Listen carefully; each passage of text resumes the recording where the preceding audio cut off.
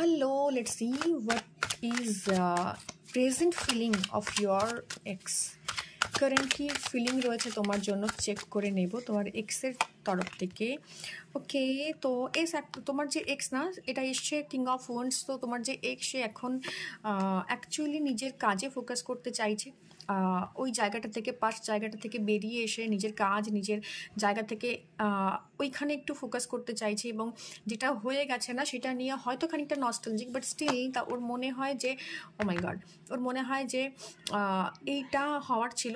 And ও কোথাও গিয়ে emotional স্টেবিলিটিটার জায়গা খুঁজে বেড়াচ্ছে, এখনও সেটা হয়তো পেয়ে ওঠেনি। বাট ওর মনে হচ্ছিল এই রিলেশনশিপটার থেকে প্রেজেন্টলি ওর যেটা সেলফ সেটা কোনো মতেই মানে ও তুলে ধরতে পারছিল না, বা ওর গ্রোথটাও তুলে নিয়ে আসতে পারছিল না। তো কাজের থেকে ফোকাস হেঁটে যাচ্ছিল ওর।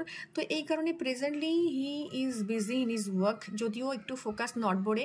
ইমোশনাল স্টেবিলিটির জোন ডেফিনেটলি খুঁজছে, বা কারণ সম্পর্কে থাকতে থাকতে মানুষের দীর্ঘদিনের একটা অভ্যেসের জোন চলে আসে। বাট খানিকটা হলেও কিছু ধরনের টক্সিক পার্সন, কিছু ধরনের টক্সিক সিচুয়েশনসের সাথে কানেক্টেড হয়েছে এই মুহূর্তে, যেটা ওর জন্য ডেফিনেটলি একদমই ভালো নয়।